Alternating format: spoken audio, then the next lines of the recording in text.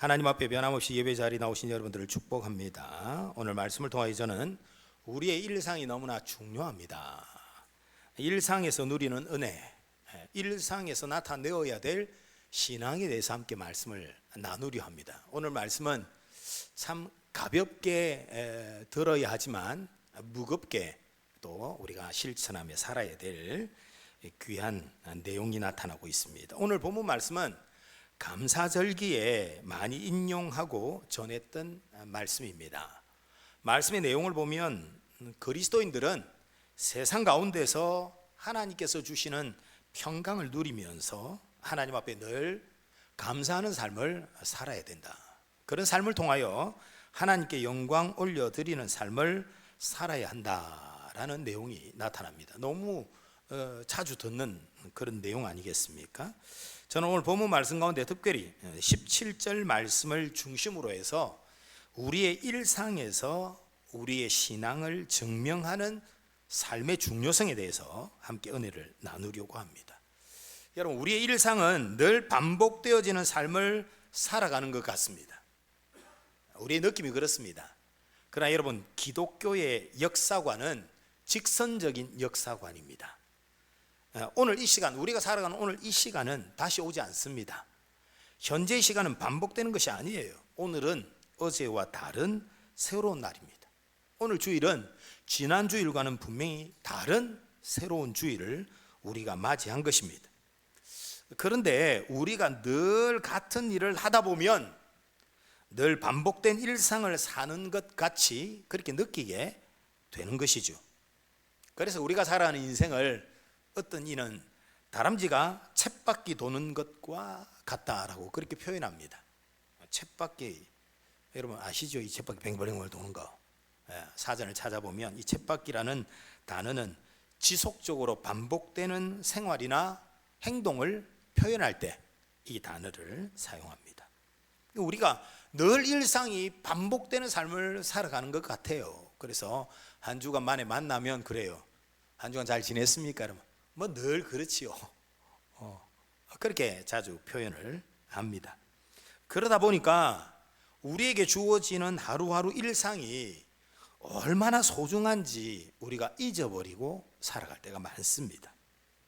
성경이 가르쳐 주시는 기억해야 될 진실은 무엇입니까? 그것은 우리의 일상이 너무나 중요하다는 것입니다. 그리고 우리는 일상에서 하나님의 은혜를 누리면서 그리스도인다운 삶을 살아내어야 된다라는 말씀입니다. 우리가 예배를 시작하면서 425장 주님의 뜻을 이루소서 그 4절의 가사를 보면 우리가 주님의 뜻을 나타내므로 모든 만민들이 그것을 보게 하소서, 우리가 그런 삶을 살아내어야 된다는 거예요. 오늘 말씀에서도 예수님을 믿고 그리스도인 된 우리는 말을 할 때나 일을 할 때나 무엇을 하든지 라고 그렇게 표현하고 있거든요. 이게 말은 무슨 말입니까? 말하고 일하고 무엇을 하든지 우리의 일상을 말하는 거예요. 그야말로 평범한 일상, 매일 반복되는 일상에서 우리가 그리스도인 됨을 나타내어야 한다라는 말씀이에요.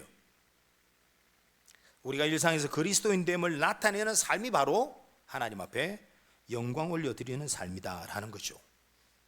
고린도전서 10장 31절 말씀에서도 이러한 일상의 삶을 강조합니다. 그런즉 너희는 먹든지 마시든지 무엇을 하든지 어떻게 해요? 다 하나님의 영광을 위하여 하라, 그렇게 말씀하셨습니다. 오늘 본문에서 그리스도인 된 우리에게 말씀하신 내용과 똑같은 말씀이죠. 말에나 일에나 먹든지 마시든지 그야말로 무엇을 하든지 우리는 하나님의 영광을 위하여 그렇게 살아가야 되는 거예요. 그런데 오늘 본문 말씀에서는 무엇을 하든지 어떻게 해야 하나님의 영광을 위하여 사는 것이라고 했습니까? 주 예수의 이름으로 하여야 한다라는 거예요. 말을 할 때나 일을 할 때나 주 예수의 이름으로 하라라는 거예요.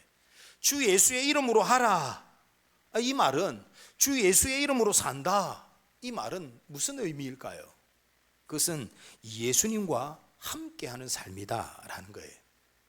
마태복음 18장 20절에서 이 내용을 설명을 하고 있습니다. 그 말씀에 보면 두세 사람이 내 이름으로 모인 곳에는, 주 예수 이름으로 모인 곳에는, 그 다음 말씀에 보면 나도 그들 중에 있다라는 거예요. 주 예수의 이름으로 하는 것, 주 예수의 이름으로 산다는 것은 주 예수 그리스도와 함께 한다 라는 의미라고 성경이 성경을 설명하고 있습니다. 그러므로 주 예수님의 이름으로 하는 모든 말과 일에는 누가 항상 함께 하신다고요? 예수님이 항상 함께 하시는 거예요. 우리는 그것을 잊지 말아야 됩니다.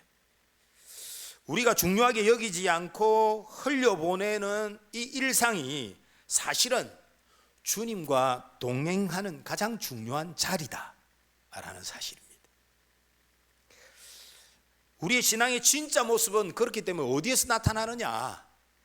주일날 교회 가서 예배 드리는 모습이 우리의 신앙의 모습을 진짜 잘 정직하게 보여줄 수 있을까요? 아니에요. 일상은 그냥 지 마음대로 살면서 평소에는 자기 마음대로 살다가 주일날은 옷 잘 입고 예배당에 들어오면 예배당에서 어떻게 평소 생활대로 이렇게 표현할 수 있습니까? 분위기가 찬양하고 예배드리고 하는데 모두가 다 아주 경건한 모습으로 예배를 드리는 것 같지요. 우리 신앙의 진짜 모습은 사실은 주일날 교회당 안에서 나타내는 것이 아니고, 성경 말씀에도 예수 그리스도를 믿는 우리에게 너희들은 어디에서 빛이 되어야 된다는 거예요? 세상에서 빛이 되는 거예요. 교회에서 빛나는 존재 되는 것도 물론 귀합니다. 교회에서 참 빛나게 섬기는 분들 정말 귀한데, 근데 신앙은 뭐냐? 어둠이 가득한 세상에서 빛된 삶을 살아내는 거예요. 일상에서 우리의 신앙이 나타나야 된다라는 것입니다. 늘 반복되는 것 같은 지루한 일상이 사실은 그렇기 때문에 그리스도인들에게는 너무나 중요한 순간순간이다 라는 것입니다. 제가 오늘 이 주제로 말씀을 준비하게 되어진 하나의 어떤 칼럼, 읽었던 글이 있어요. 한 목사님이 페이스북에 그리스도인들에게는 자질구레한 일상이 중요하다라는 그런 표현을 사용하셨더라고요. 자질구레한 일상이 중요하다. 이 제목이 제 눈길을 탁 사로잡아 버렸어요. 그래서 이번 주일은 이 말씀의 주제를 가지고 좀 다루어야 되겠다. 여러분, 자질구레하다, 이 말의 뜻이 뭐예요? 이 자질구레하다는 말은 사전을 보면 작고 시시하고 하찮은 것이 많은 모양, 그게 자질구레입니다. 사소하고 중요하지 않은 일들을 이루는 말이지요.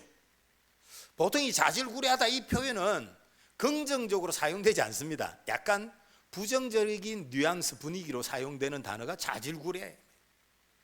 그래 생각해 보면 우리가 자질구레한 일에 신경 쓰지 마라, 그런 표현을 쓰잖아요. 또 이 자질구레한 문제에 시간을 낭비하지 말아라, 이런 표현을 우리가 보통 쓰기도 합니다. 우리의 삶, 우리의 일상, 하루하루 살아가는 일상을 자질구레한 일상이라고 표현한 것은 아마도 사람들이 우리의 일상에 대해서 소중하게 생각하지 않는다라는 거죠. 이 목사님 볼 때도 사람들이 그 일상을 소중하게 생각하지, 자질구레한 일상으로 생각하고 살아간다는 거예요. 그런데 뒤에 뭐예요? 자질구레한 일상으로 살아가고 있지만, 그렇게 생각하지만 그 일상이 뭐라고요? 중요하다. 그 목사님이 성경을 통하여서 그런 감동을 받고 그런 글을 올렸더라고요.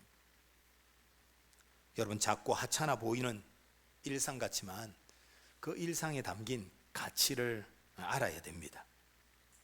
우리의 일상이 반복되어지고 좀 분주하고 막 그러다 보니까 우리에게 주어진 일상의 소중함을 잊어버리고 살아갈 때가 많다라는 거예요. 우리는 그리스도인으로서 우리에게 주어진 소중한 삶, 일상을 정말 소중하게 여기고 이 일상을 즐거워해야 돼요. 이 일상에서 행복을 누리는 그런 삶을 살아내는 거예요. 그렇게 신앙생활 잘하는 거예요. 교회에서 열정적으로 열심히 뜨겁게 기도하고 막 뜨겁게 막 찬양하고 열심히 봉사하고 그것도 참 중요하지만 성경에서는 더 많은 부분에서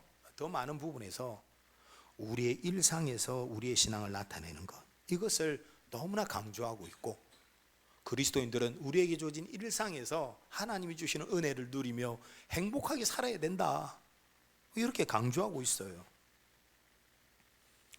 여러분, 우리가 단순하게 생각해 보면 우리의 소중한 일생을 행복하게 사는 게 뭘까?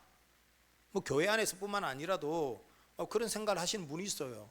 내게 주어진 삶 이제 얼마 남았는지 모르지만 어떤 젊은이들은 이 젊음의 때에, 또 나이가 드신 분은 나이가 드신 분대로 나에게 주어진 이 세월이 다 흘러가기 전에 내가 정말 나에게 주어진 삶을 어떻게 하면 행복하게 살지?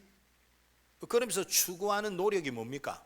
내가 좋아하는 취미를 가지려고 하기도 하고, 그런 것을 배우기도 하고, 또 내가 좋아하는 사람을 만나서 그 사람들과 또 차 한잔하면서 재미있는 이야기를 하면서 그렇게 소소하게 행복을 찾아갑니다. 일반적으로 일상에서 살아가는 모든 사람들이. 그러나 사랑하는 여러분, 우리 인간이 진짜 우리에게 주어진 일상, 이 삶에서 행복을 누리는 길은 성경에 보니까요, 하나님의 관계 속에서 찾아야 된다라고 가르쳐주고 있습니다. 내가 좋아하는 취미 생활을 하고 좋은 사람을 만나는 것, 잠깐의 행복을 경험할 수 있습니다. 저도 그런 시간들이 참 행복하게 느껴질 때가 있습니다. 그러나 그것은 말 그대로 잠깐입니다. 하나님이 허락하신 생명, 하나님이 허락하신 건강, 그것이 있는 동안 아니겠습니까? 참된 행복, 영원한 행복은 뭔가? 그것은 하나님을 의식하고 하나님과의 관계 속에서 하나님을 경험하는 그런 삶을 사는 것이다 라고 성경은 우리에게 가르쳐주고 있어요. 오늘 우리 학생의 찬양을 하는데, 그 예배 전에 찬양, 우리가 잘 아는 송경민 목사님의 행복이라는 찬양을 불렀어요. 오늘 제가 준비한 말씀과 너무 또 일치하니까 마음에 감동이 되더라고요. 그 가사를 보면 화려하지 않아도 정결하게 사는 삶, 가진 것이 적으면 불평이 많은데, 그 노래는 가진 것이 적어도 감사하며 사는 삶, 눈물 날 일 많지만 그래도 기도하며 사는 삶, 억울한 일 많지만 주를 위해 참는 삶, 내게 주신 작은 힘 나눠주며 사는 삶. 내게 주신 많은 것, 이게 아니고요, 내가 돈을 많이 벌어야 나눠주는 게 아니고, 내게 주신 것이 작지만 그래도 나눠주며 사는 삶. 비록 짧은 작은 삶이지만 주 뜻대로 살아가는 것, 이것이 나의 삶의 행복이라네. 세상이 알 수 없는 하나님의 선물, 하나님의 자녀로 살아가는 것. 그 찬양 제목이 뭐라고요? 행복이라는 것입니다. 인생아 웃어라 라는 책이 있습니다. 여러분, 제목 멋지죠? 인생아 웃어라.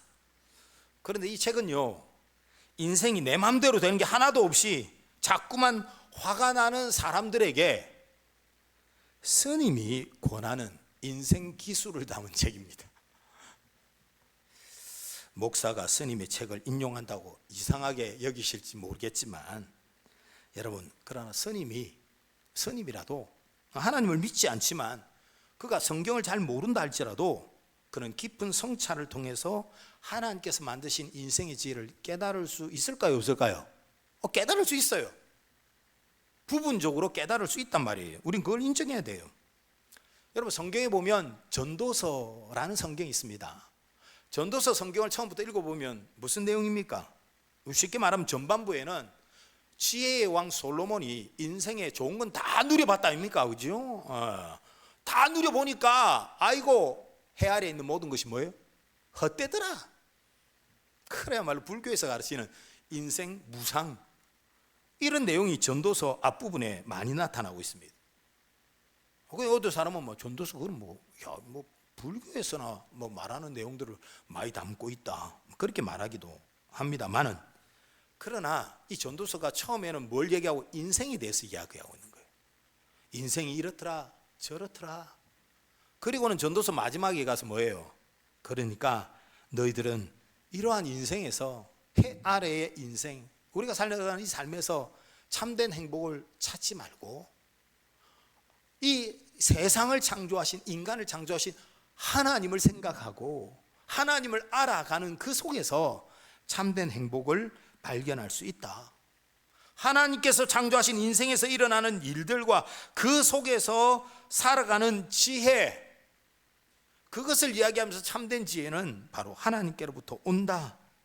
그것을 결론적으로 이야기하고 있기 때문에, 그러니까 이 성경에 나와 있는 것입니다. 그러므로 저도 보니까 이 하나님을 알지 못하는, 전도서의 후반부에 하나님을 알지 못하는, 그러나 이 스님은 인생의 무상함, 헛됨을 너무 잘 아는 거예요. 그래서 인생아 웃으라는 책의 내용을 보면 제가 인생에 대한 글에는 조금 공감이 돼요. 그런데 한편으로 안타까운 것은, 야, 인생을 참 잘 깨닫고 계시네. 사람에 대해서 나름대로 참 많이 성찰을 하시네. 그러나 안타까운 것은 진리를 발견하지 못했네.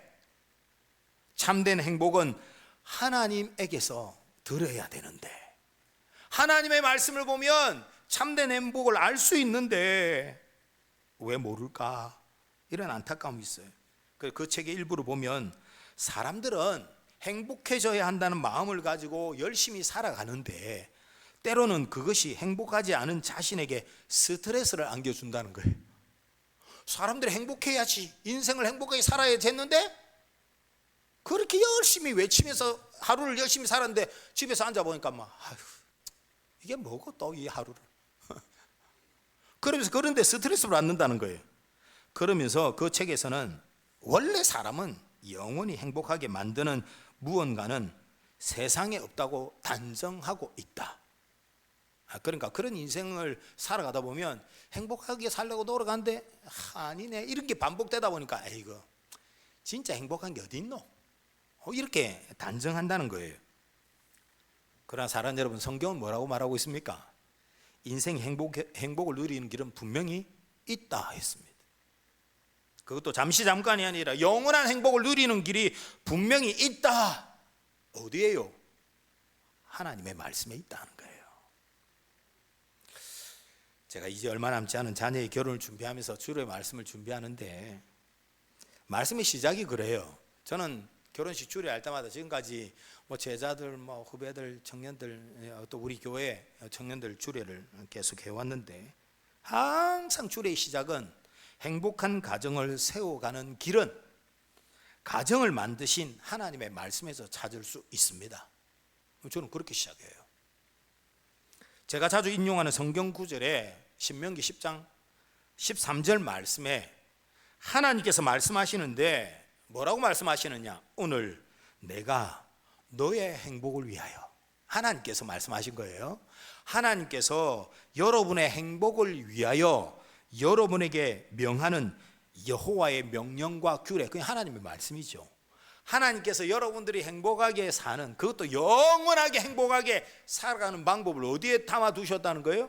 하나님의 말씀에 담아뒀으니까 하나님의 말씀을 잘 듣고 배우고 그대로 순종해봐라. 그러면 잠시 잠깐에 누리는 그런 찰나의 행복이 아니고 영원한 행복을 누리게 될 거야. 성경이 그렇게 가르쳐주고 있는 것입니다. 우리 인간이라는 존재는요, 그런 존재입니다. 여러분, 인간의 기원에 대해서 과학자나 여러 사람들이 말을 하지만 정확한 해답을 찾지 못하고 있잖아요. 우리가 일반적으로 어릴 때부터 공부를 열심히 하신 분들은 인간은 진화론을 통해서 이래 얘기하지만 그 허점, 그 가설이란 말은 정설이 아니에요. 증명되지 않은 설, 이 말이에요. 사람들이 하도 똑똑하다 보니까 자기 나름대로 인간이 어떻게 시작되고 어떻게 만들어졌을 것이다, 나름대로 여러 설들을 학문적으로 만들어 놓았지만 제가 성경 공부할 때 가르쳐 드렸잖아요. 그 설들을 한번 딱 돌아보면 다 보면 말도 안 돼요. 예. 그죠? 좀 약간 사투리를 섞어서 뭐 자연 발생설 이런 거 보면 웃자다가 생겼다. 그게 말이 됩니까? 인간이 웃자다가 생겼다는 게. 예? 자연스럽게 생겼다. 이걸 뭐 학문적으로 자연 발생설. 예. 그건 뭐 빅뱅을 통해서, 진화론을 통해서. 세상의 학문들은 그런 것들을 이야기하지만 성경은 분명히 말씀하고 있어요. 하나님께서 인간을 창조하셨다. 그것도 하나님께서 흙을 빚어 그 코에 생기를 불어넣으시고, 그러니까 사람은 죽어 무덤에 들어가면, 무덤에 묻히면 어떻게 해요? 흙으로 돌아가잖아요. 얼마나 성경이 말하는 게 맞아요. 우리의 육체는 흙으로 돌아가고 우리의 하나님이 불어넣으신 생기, 그것은 뭐예요? 하나님께로 돌아간다. 이게 얼마나 논리적으로도 분명합니다. 그 우리는 하나님의 형상으로 지음 받았다. 그러니까 동물하고 다르대. 동물은 본능적으로 살아지만 인간은 하나님의 형상으로 지음 받았기 때문에 하나님을 아는 존재대. 동물은 하나님을 몰라. 뭐 그러면서 성경이 우리에게 얼마나 자세하게 재미있게 가르쳐주고 있습니까? 그리고 우리 인간, 성경을 보면 우리 인간은 하나님의 형상으로 지음을 받았다. 그러니까 우리는 하나님과 관계를 가지면서 하나님을 믿으며 살고 하나님이 가르쳐 주신 방법대로 살면 그것이 인생의 참된 행복을 누리는 길이다. 여러분, 이거 얼마나 논리적으로도 분명합니까? 그리고 인생아 웃으라는 책에 보면요, 또 이런 내용도 있어요. 우리를 행복하거나 불행하게 만드는 것은 어떤 사건 자체가 아니라 그 사건에 대한 우리의 반응이다 라고 말합니다. 이거 약간 철학적인 개념이 있거든요. 잘 들으셔야 돼요. 이해를 잘 하셔야 됩니다. 그러면서 설명을 그래 했어요. 똑같은 일을 겪어도 어떤 이는 행복하다고 말하는가 하면 어떤 사람은 불행하다고 말한다. 똑같은 일을 겪었는데, 그러니까 똑같은 일, 이 사건 자체가 우리를 행복하게 하거나 불행하게 하는 게 아니라는 거예요. 제가 이 책을 보면서 이 스님 진짜 도를 깨쳤네. 저는 그런 생각을 했어요. 어떤 사건 자체가 사람을 행복하게 불행하게 만드는 거 아니다. 근데 1차원적으로 생각해 보면 우리가 돈을 많이 벌었어요. 그럼 뭐예요? 행복합니까? 불행합니까? 좀 정직하게 말해 보세요. 돈을 많이 벌었어요. 행복합니까? 불행합니까? 행복하다는 거예요. 돈을 많이 잃어버렸어요. 행복합니까? 불행합니까? 불행해요. 분명히 그게 아주 1차원적으로 단순하게 이게 명확하잖아요. 그런데 돈을 많이 잃어버려도 행복하다고 말하는 경우도 있다는 거예요. 아주 드물지만 인간은 그런 느낌을 가지는 존재라는 거예요. 그 목사님, 그런 사람이 어디 있습니까? 있어요, 여러분. 그러니까 돈을 막 한 1억을 잃으니까 막 불행해요. 근데 어떤 사람이 아이고 그나마 다행이다, 1억만 잃어서. 이런 사람 있습니까? 없습니까?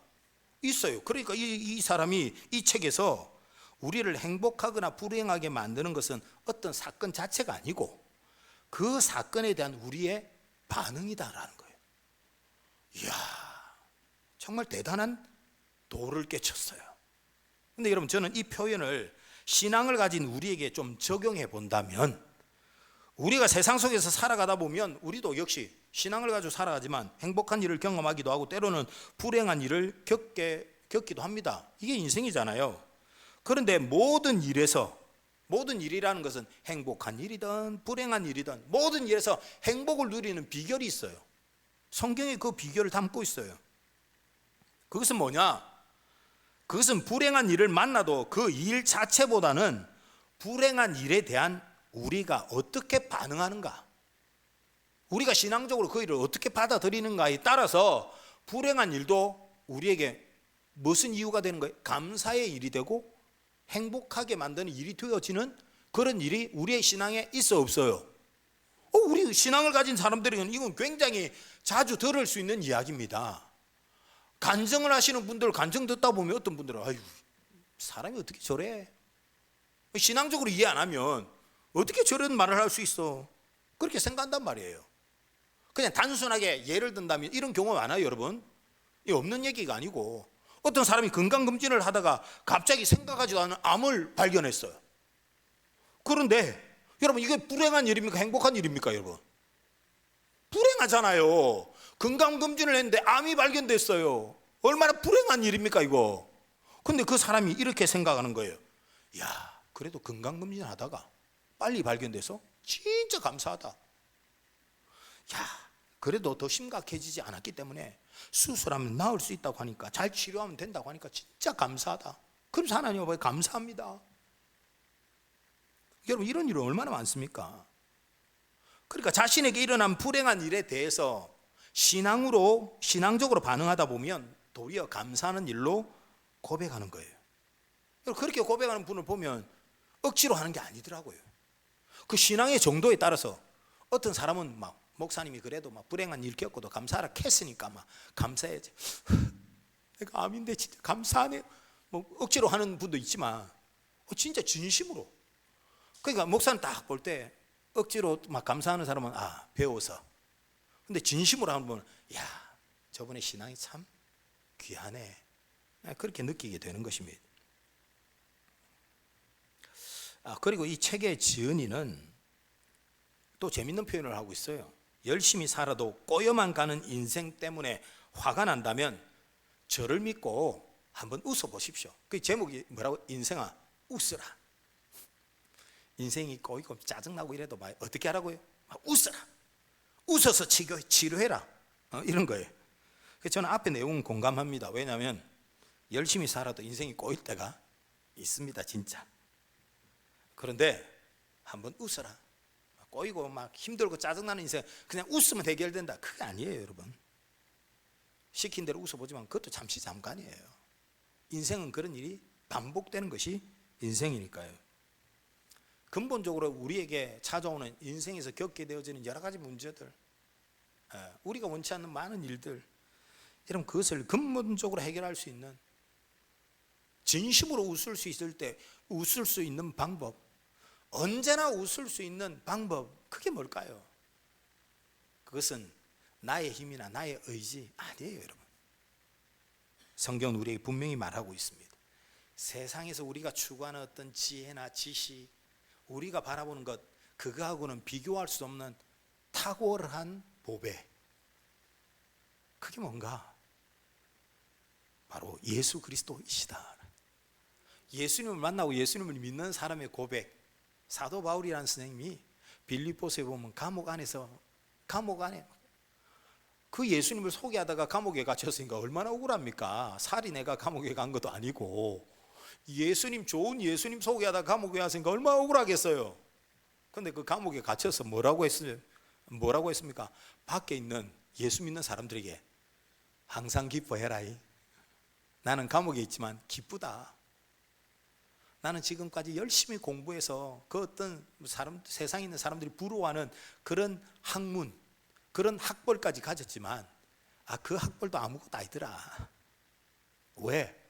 예수 그리스도를 아는 고상한 지식이, 예수 그리스도를 아는, 예수 그리스도를 믿는 그 기쁨과 감사와 감격, 감옥에서도 기뻐할 수 있고 어떤 불행한 일을 만나도 웃을 수 있는, 항상 웃을 수 있는 놀라운 비결이 내 안에 있다. 그러면서 누구를 소개하고 있습니까? 예수 그리스도를 소개하고 있는 것입니다.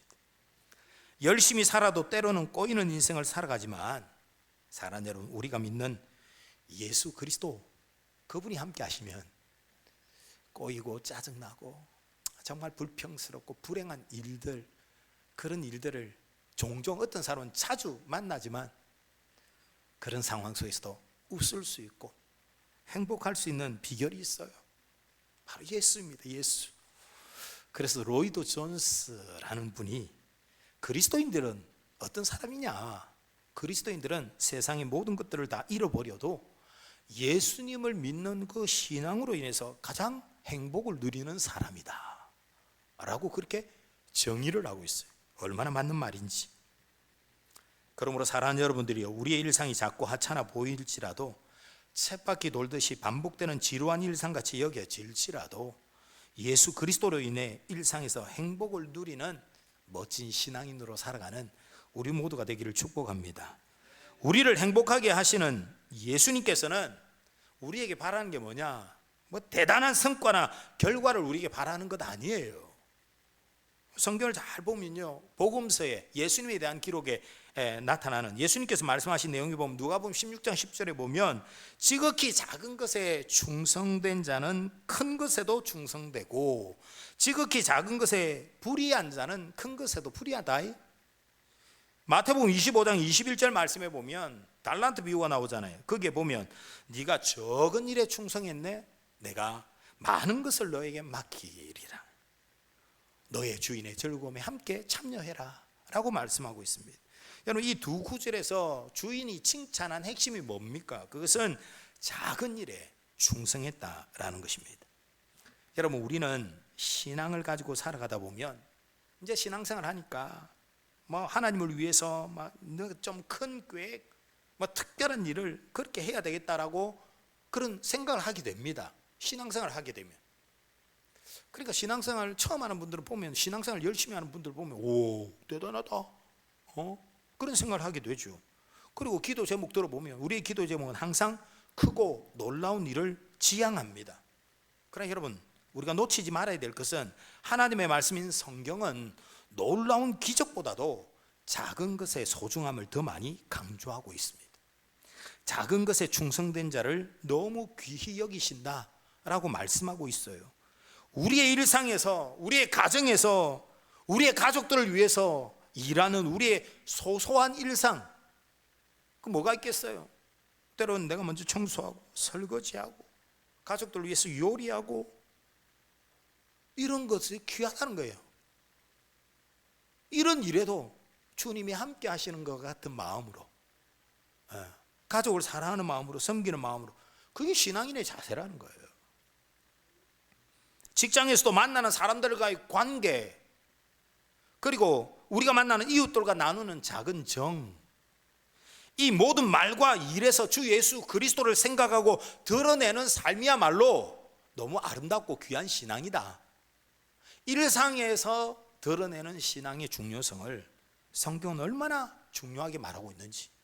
여러분, 우리는 전도, 선교 같은 특별한 사역을 위해서 당연히 기도합니다. 당연히 기도해야죠. 그런데 정작 매일 반복되는 일상에 대해서는 잘 기도하지 않습니다. 그러나 여러분, 아무것도 하지 않고 반복된 그냥 하루를 살아가는 이 일상이 주님과 동행하는 너무나 중요한 시간이다라는 것입니다. 많은 그리스도인들이 처음에는 은혜로 충만해가지고 신앙생활을 시작하지만 시간이 흐르면서 점점 영적으로 시들어지는 그런 모습들이 많습니다. 성경 분명히 우리가 예수님을 믿으면 겉사람은 세월이 가면 낡아지지만 속사람은 어떻게 해요? 날로 새로워진다 했어요, 성경이. 그런데 신앙생활 하다 보면 처음에는 막 뜨거움이 있고 열정이 있는데 신앙생활 오래오래 하면 할수록 점점 더 식어져 버려요. 그럼 뭔가 우리 신앙생활이 잘못된 거잖아요. 왜 그렇지? 신앙생활을 하면 할수록 그 사람은 세월에 따라서 낡아지더라도 속 사람은 날마다 새로워지고 우리 마음은 더 막 은혜가 넘쳐야 되는데 왜 신앙생활을 오래 하면 오래 할수록 이 사람들이 점점 더 신앙적으로 보니까 또 이상해지네. 왜 그렇죠? 그 원인을 성경은 뭐라고 말하고 있느냐? 우리의 일상에서 신앙의 훈련이 안 되기 때문에, 우리의 일상이 제대로 된 신앙생활을 하지 않기 때문에, 일상 속에서 주님과 동행하는 이 귀한 신앙을 소홀히 여기고 살아가기 때문에 그렇다라는 거예요. 실질적으로 하루하루의 습관이 평생을 만든다는 교육적인 말이 있어요. 그 말이 맞아요, 여러분. 하루하루 습관이 평생을 만들어가는 거예요. 매일매일 일상이 여러분의 신앙을 진짜 여러분의 신앙을 드러내는 거예요. 자질구레한 일상에서 기도하며 하나님의 말씀을 묵상하고 우리의 입술에 감사의 고백과 찬양이 있을 때에, 그리고 사람들 앞에서 정직하게 살아갈 때에 하나님께서 우리를 정말 좋은 그리스도인으로 빚어가시는 것입니다. 그러므로 우리가 대부분의 시간을 보내고 있는 가정과 일터는 단순한 공간이 아닙니다. 그곳은 하나님이 함께 하시는 성전, 주님이 함께 하시는 성소입니다. 그렇게 되어야 됩니다. 우리의 삶이 예배가 되어야 됩니다. 여러분, 주일날 모이는 우리의 예배가 정말 소중합니다. 오후에 성경 공부 너무 중요해요. 정례 수련회 마쳤는데 수련회 너무 중요합니다. 주님이 맡겨주신 사명 감당하기 위해서 전도 선교 너무 중요합니다. 그러나 우리의 일상 속에서 주님이 함께 하심을 아는 것만큼 우리 일상에서 주님과 함께 살아가고 주님을 알아가는 그것만큼 우리의 삶에 깊은 영향을 주지는 않는다 라고까지 이야기합니다. 그러니 신앙의 가장 우선순위가 무엇이겠어요? 바로 일상에서의 신앙입니다. 하나님의 임재는 예배당 안에서만 경험하는 것이 아닙니다. 설거지하는 순간에도 대중교통 안에 피곤한 발걸음 속에서도 우리는 하나님의 함께 하심을 경험해 가야 되는 거예요.